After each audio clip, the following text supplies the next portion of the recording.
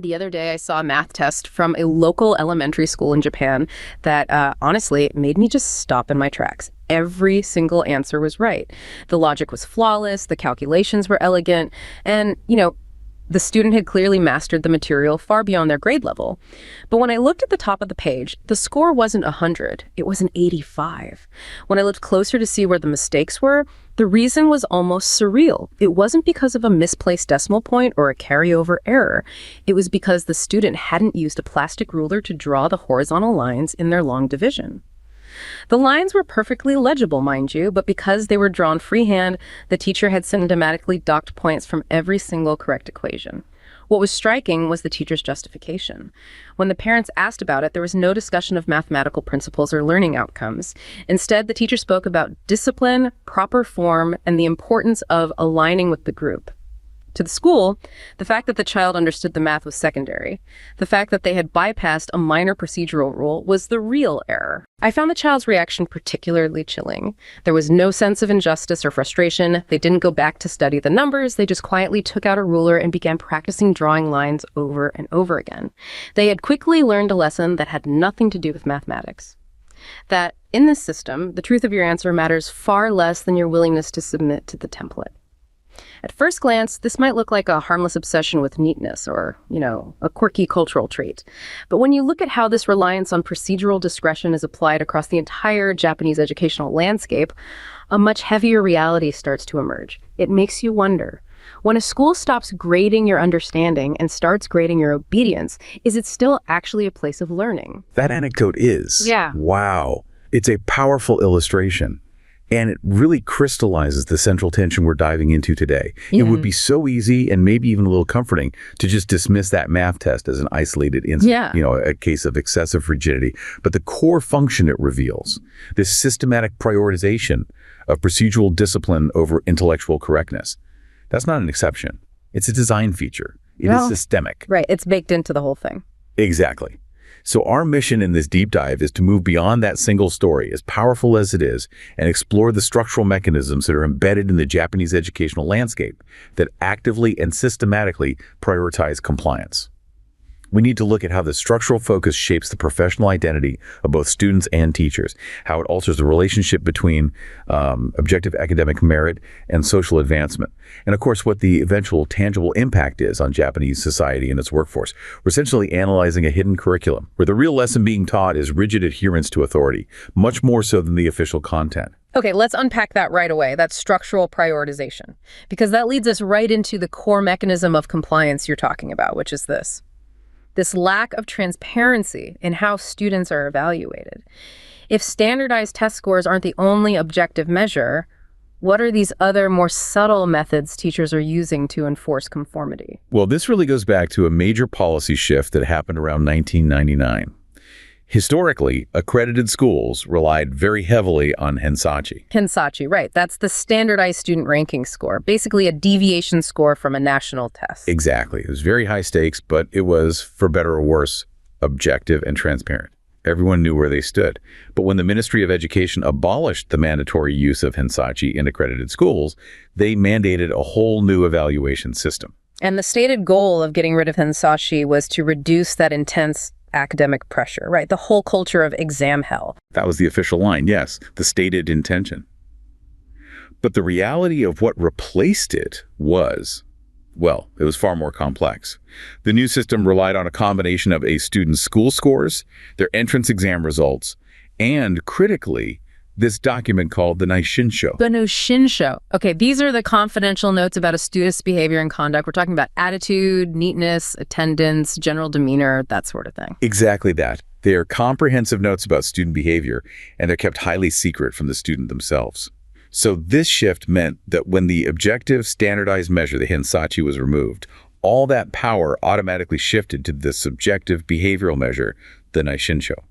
And what was intended to liberalize education, ironically, introduced this huge element of non-transparent control right into the heart of the system. I can see the problem immediately. When your evaluation hangs so heavily on a subjective assessment of your behavior. Which is exactly what the nishinsho is. It just elevates procedural compliance, being a good student in a behavioral sense, over actual measurable intellectual mastery. What are the practical consequences of that lack of transparency? The entire power dynamic just flips on its head. A student might be a genius in advanced mathematics or physics, but if their nishinsho suggests they're too individualistic. Or if they have a history of subtly challenging a teacher's procedural demands, like, say, drawing lines freehand. Precisely. Their entire future, their advancement into a good high school or university, is suddenly in jeopardy. That little black box, the nishinsho, becomes this powerful and completely unchallengeable point of control that follows them for years. And this structural power is then reinforced by this concept of kanri-kyuiku regulatory education. How does that turn the behavioral expectations from the nishinsho into, daily mechanisms of control? Kanri-kyuiku is all about outward behavior and appearance. It's this enforced regimentation that's intended to standardize thought patterns and ensure uniformity. Think of the practical examples. Incredibly strict rules on how a uniform can be tailored, detailed specs for acceptable haircuts, especially for male students, right, and strict enforcement of classroom conduct. Things like mandatory posture, silence. It's all about minimizing any individual deviation from the group norm. So it's not just about learning algebra, it's about learning to visibly, physically conform to a regimented social template. But how do high school teachers really leverage this? How does it dictate a student's actual future? They have a very potent bargaining chip, especially when it comes to the alternative university entrance routes that have become more and more common, particularly for those non-elite universities we can talk about later. These alternative routes often rely heavily on something called suisen. Recommendation letters. Recommendation letters, written by the high school teacher or the headmaster. And the teacher is fully 100% aware of the power that letter holds. They use these recommendations as a direct tool to maintain control of the classroom. If a student wants a guaranteed or at least a highly favored route into a university, they must maintain perfect behavioral compliance. The threat, and it's often unspoken, is that the teacher can just withhold the letter, or more subtly, just weaken the recommendation by noting some minor behavioral lapses, which is exactly the kind of ammunition that a nishinsho provides. Which means the teacher effectively ties the student's entire academic future getting into university to being outwardly obedient to a totally non-academic code. That sounds like a deeply unequal transaction. It is. And this system is really designed to minimize any chance for pushback. The lack of transparency means students and parents often have very little reliable, objective feedback from schools about which universities they even have a good chance of getting into. This uncertainty just amplifies the perceived importance of those behavioral notes and the recommendation letters. Crucially, the non-transparent nature of this whole process prevents students from challenging any arbitrary or discretionary evaluations. They're subtly forced to accept that procedural conformity dictates their academic success much more than their intellectual depth. The most fascinating and maybe the saddest part of this is how students adapt. They're smart. They figure out the unspoken rules pretty quickly. What does that adaptation actually look like from their perspective? It results in a form of learned dependency. A situation where independent thought is implicitly, if not explicitly, penalized. Students learn to navigate this system not by rebelling, but by completely redefining what concepts like self-study even mean. I found the linguistic detail here absolutely striking when you look at the term juritsu gakushu, which translates roughly to self-directed study. The term juritsu itself can be written using two different combinations of kanji characters. Ah, yes. And the distinction between those kanji is key to understanding the student mindset, isn't it? It's everything. One kanji combination for juritsu means self-reliant study, which in the classroom context implies following the teacher's instructions or advice meticulously to the letter. The other combination means autonomy or self-control, which implies true intellectual independence, setting your own goals, your own methods. And ethnographic research showed that students overwhelmingly prefer and recognize the self-reliant, compliant version as a legitimate form of juritsu gakushu. They actively avoid the kanji, meaning autonomy. So they prefer the definition of self-study that's still fundamentally tethered to the teacher's authority and direction. That shows a profound internalization of the power structure. It shows that even progressive concepts that are meant to promote internal responsibility are immediately recontextualized by students to fit the established power dynamic. They know where the risks are. For these students, knowledge gained outside the officially sanctioned curriculum is just. It's implicitly viewed as illegitimate. If a student were to genuinely engage in real self-study like reading foreign language comics, watching movies, using apps to learn English, those activities are often automatically labeled as shumi, Mere hobbies or pastimes? Exactly, just pastimes. Simply because they weren't explicitly assigned or sanctioned by the teacher? That's right. The teacher remains the sole legitimizing authority for knowledge and for study practices. Anything that deviates is just extracurricular noise, even if it leads to genuine deep learning. Students recognize this power imbalance profoundly. And this brings us back to that very powerful student observation we found, summarizing the whole classroom dynamic. One student who was interviewed distilled this entire system of legitimacy and authority by saying, "Teacher is God." And then there was nervous laughter. That nervous laughter is so significant. It tells you they aren't just passive recipients of the system. They're sophisticated agents navigating it. They recognize the teacher's immense power and the demands of the teacher's ego. And they also recognize the limitations of their own agency in that classroom. They know they have to pay lip service to that ultimate authority, the public face, the tape may, even if their true voice, their Hun, recognizes the absurdity or the unfairness of it all. This compliance isn't a natural disposition. It's a meticulously crafted survival strategy designed to successfully navigate a rigid system. That sets the stage perfectly for the institutional whiplash that students experience. This stark contrast between their early years and their secondary education. If this deep, enforced conformity is prioritized in high school, how are students actually being taught in elementary school? This is what we're calling the transition cliff, and it is brutal. Elementary schools, especially the state-run ones, operate under a completely different philosophy. The focus is heavily on the healthy biological and psychological development of the child. Autonomy and self-expression are actively nurtured. They're seen as essential psychological elements for healthy cognitive growth. Teachers there are often willing to tailor lessons to individual student interests, and they're even encouraged to digress from the official textbook if it means encouraging student enjoyment and, that inherent love of learning. That sounds like an ideal environment for fostering curiosity and critical thinking. For a time, it is. But this nurturing, student-centered focus abruptly changes at the middle school level. Sometimes it feels like it happens overnight. When students move into middle school, the environment transforms into one of intense regimentation and standardization. Ethnographic studies of middle schools reveal rapid student disengagement, which leads to this widespread passive conformity. In many classrooms, students are, at best, just passively sat upright. They're not engaging, but they're not disrupting either. At worst, they are quietly disengaged or in open rebellion.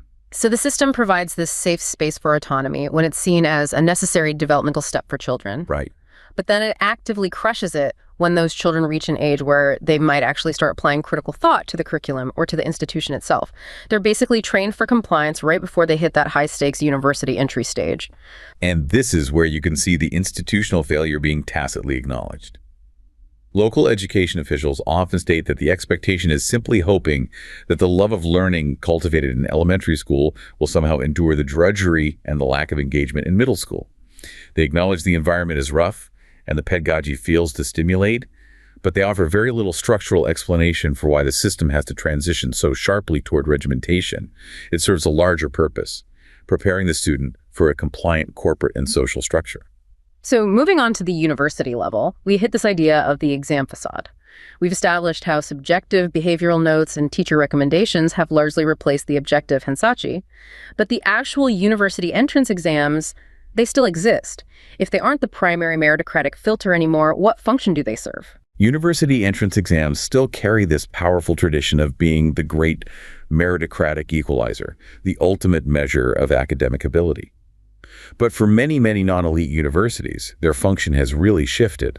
They now primarily serve as an institutional ritual to maintain income and respectability, particularly given the severe demographic shifts Japan is facing. You mean due to the aging population and the declining number of high school graduates? Precisely. With shrinking numbers, many non-elite universities are struggling severely to meet their recruitment quotas and just fill seats.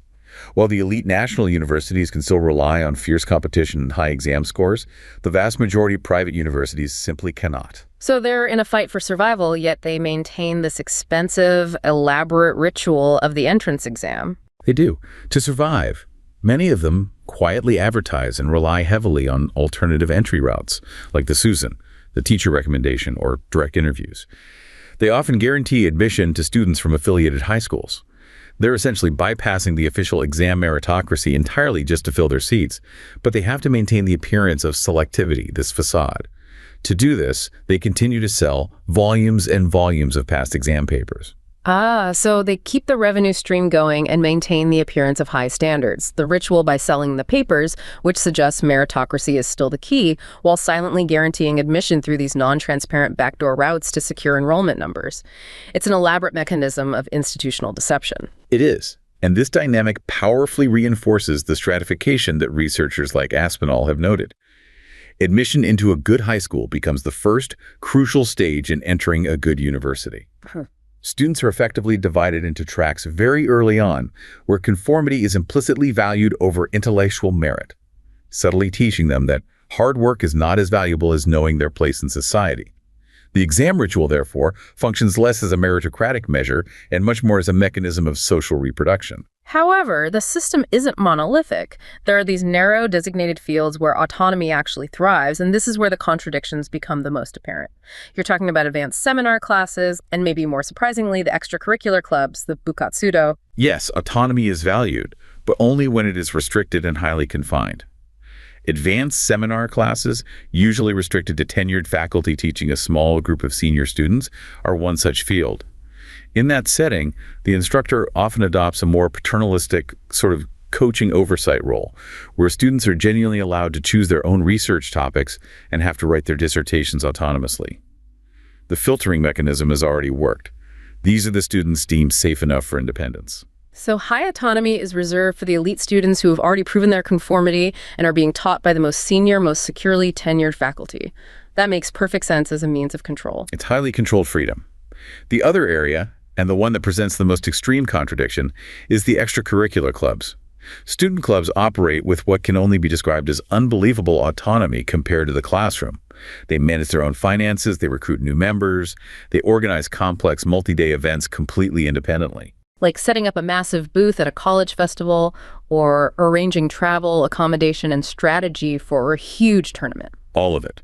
One account describes club members bringing massive stacks of paperwork to their faculty advisor, asking them just to apply the official authorization stamp, the hanko, for events that had already happened weeks or even a month prior. The teacher was purely an auditor, not an organizer or a controller.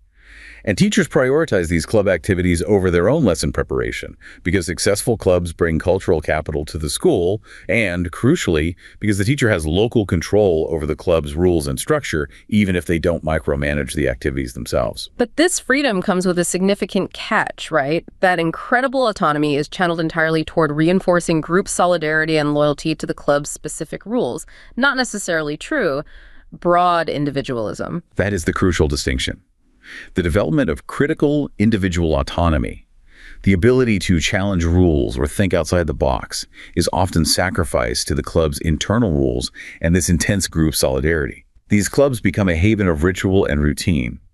The students are highly independent in their actions, yes, but that independence is channeled into conforming to the club's specific, localized rules and goals.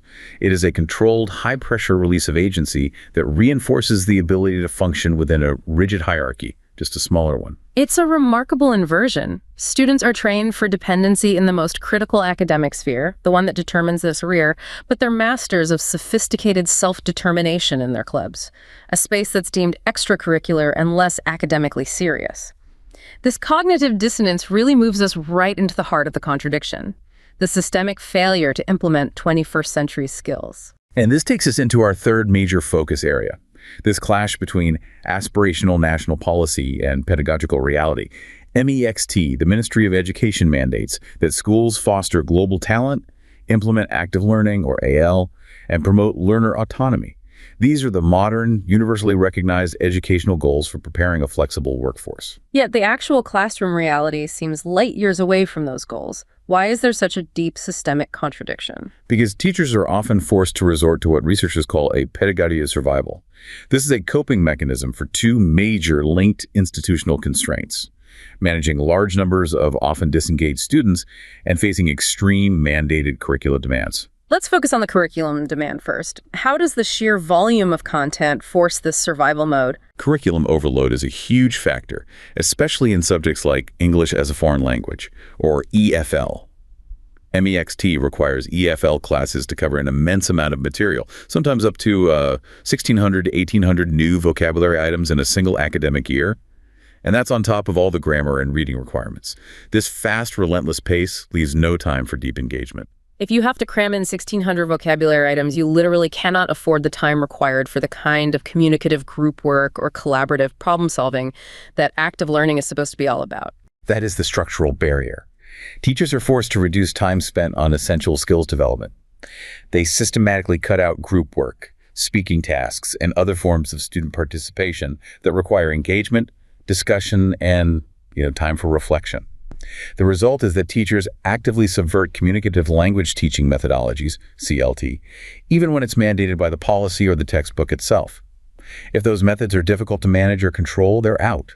They fall back on familiar, teacher-centered instruction that prioritizes rapid knowledge transfer. Essentially, a lecture format, focusing purely on getting through the content quota. So the system mandates active learning, but imposes a content load that makes complying with that mandate functionally impossible. That structural pressure must have a severe effect on a teacher's professional identity and their agency. How do they negotiate that conflict? Teacher professionalism becomes deeply conflicted. They're caught between this external policy-led agenda from MEXT and an internal vocation-led version, which is defined by their traditional classroom practices. For some experienced teachers, the new pedagogy active learning, promoting autonomy, it's seen as unacademic or not real teaching. They feel their professional identity is restricted to the established role of the authoritative lecturer, the dispenser of rigorous, measurable knowledge. So embracing modern collaborative pedagogy feels like a betrayal of their core vocation, which has historically been about rigorous knowledge transfer delivered through a controlled lecture format. Precisely. They resist because the new methods fundamentally challenge the basis of their vocational self-worth. And institutional status plays a huge role in their willingness to comply with MEXT. Non-tenured or part-time teachers, or those without full faculty status, often feel less institutional support and less ability to experiment or push back against rigid structures. They're much more likely to resort to technical routines and rigid enforcement just to meet quotas. Sometimes relying on technology tools simply to ensure students pass, rather than to genuinely foster deep learning or critical engagement. Their job is to get the students to pass. That's their metric. That pressure to hit quotas leads us directly to this devastating cycle of demotivation and low language competence. How does the suppression of autonomy feed into the students' inability to use the language effectively, which is what MEXT is supposedly trying to promote? It creates a severe negative feedback loop. Students who have gone through years of grammar-focused high school teaching often lack sufficient language proficiency, especially in productive skills like speaking and spontaneous communication. When they enter a university setting and are suddenly faced with an expectation of self-determined learning or communicative tasks as mandated by MEXT, they find the challenge overwhelming. It's just too daunting.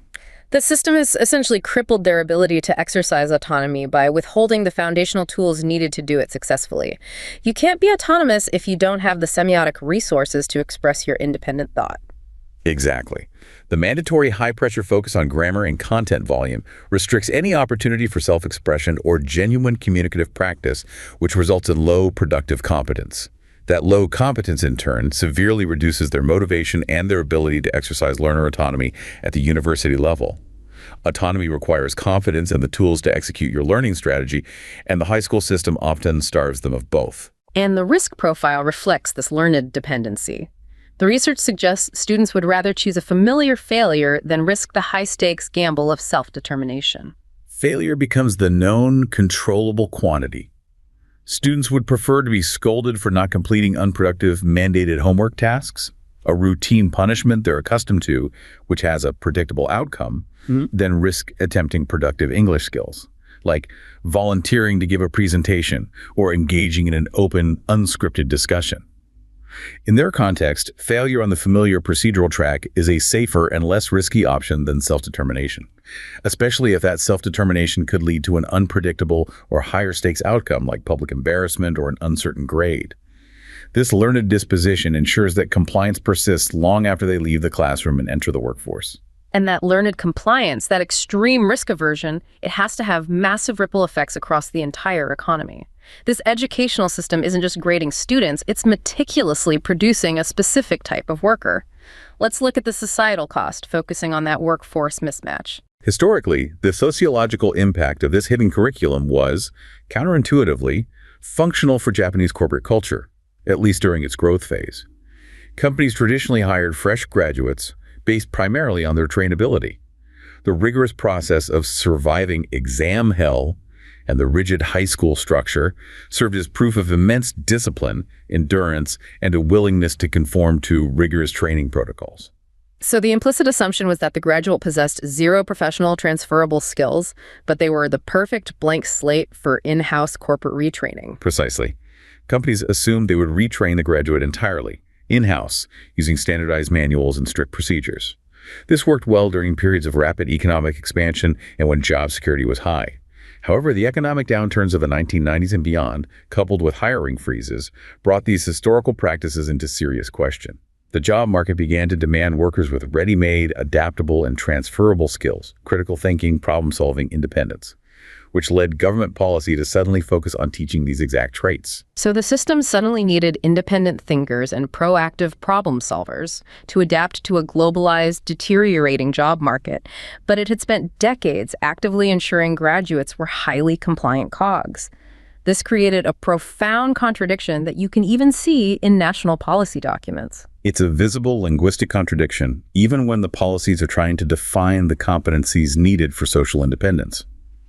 If you look at MEXT documents, students are expected to display these confusing, almost paradoxical competencies. For instance, they're expected to express their opinions accurately or to act independently but based on someone else's opinion.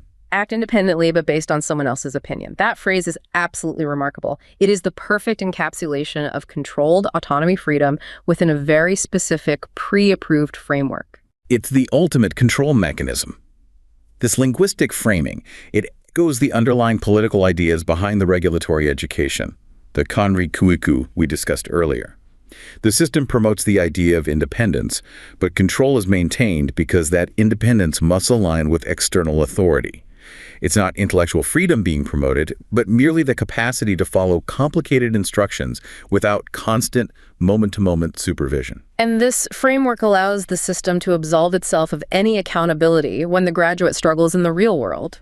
If the labor market is weak, it's not the education system's fault for stifling initiative. The accountability is cleverly shifted entirely onto the individual. By framing lifelong learning and the development of these necessary transferable skills as a personal, individual responsibility, the government and the educational system are absolved of accountability for the lack of suitable employment opportunities. The implicit policy message is that it is the fault of the individual for not having developed sufficient autonomy and self-determination, the very concepts the hidden curriculum actively suppressed from middle school onward. It's a vicious internal paradox where they blame the victim of the system for not successfully developing the traits the system worked so hard to eliminate. This ingrained disposition must persist well into a person's working career, shaping the character of the entire workforce. It does. The long-term disposition that's instilled by this educational environment, systematically rewarding conformity and actively suppressing critical, independent thinking. It fosters a profound reliance on standardized manuals and extreme risk aversion in the future workforce. They become exceptionally good at following detailed instructions and maintaining complex routines, but they're often highly hesitant to innovate, to challenge the status quo, or to deviate from established, published procedures, even when conditions warrant it. And we have to acknowledge that this system of suppression is not applied universally. Autonomy is, in fact, monetized. That's the final structural layer that reinforces existing inequalities. Diversity of thought and intellectual economy are monetized and reserved for a privileged minority. Private schools, especially those affiliated with universities, the so-called escalator schools that guarantee entrance without high-stakes exams, are often structured to provide greater opportunities for individualized learning and learner autonomy because they don't face the same pressures of regimentation required to train students for those high-stakes exam tracks. For the vast majority attending public schools, regulatory education restricts learner autonomy, which perpetuates dispositions toward dependency and reinforces existing socioeconomic inequalities through the educational experience itself. The system is designed to produce a stable, compliant majority, with a smaller, highly controlled elite allowed the luxury of independent thought. So, what started with a simple freehand line on a child's math test ends up revealing a mechanism that shapes global economic competitiveness and deeply embedded social stratification. That's the core synthesis. The ruler anecdote, while it seems trivial and, focused on neatness, is actually evidence of deep, powerful structural mechanisms at work. It's the combination of the hidden curriculum, the exam facade used for income and social tracking, and the pedagogy of survival that's forced upon teachers. All of these things interlock to prioritize social reproduction and strict compliance over genuine intellectual exploration and growth. The system, in its own terms, succeeds perfectly at maintaining a stable social order and producing a highly compliant, trainable workforce. But the cost of maintaining that cohesive social structure through this rigid educational system is enormous. That cost is paid in intellectual freedom, in the capacity for critical self-determination, and potentially in the lack of genuine disruptive innovation that requires a workforce willing to challenge the standardized manual. Understanding this dynamic reveals that the students are not lacking the capacity for autonomy.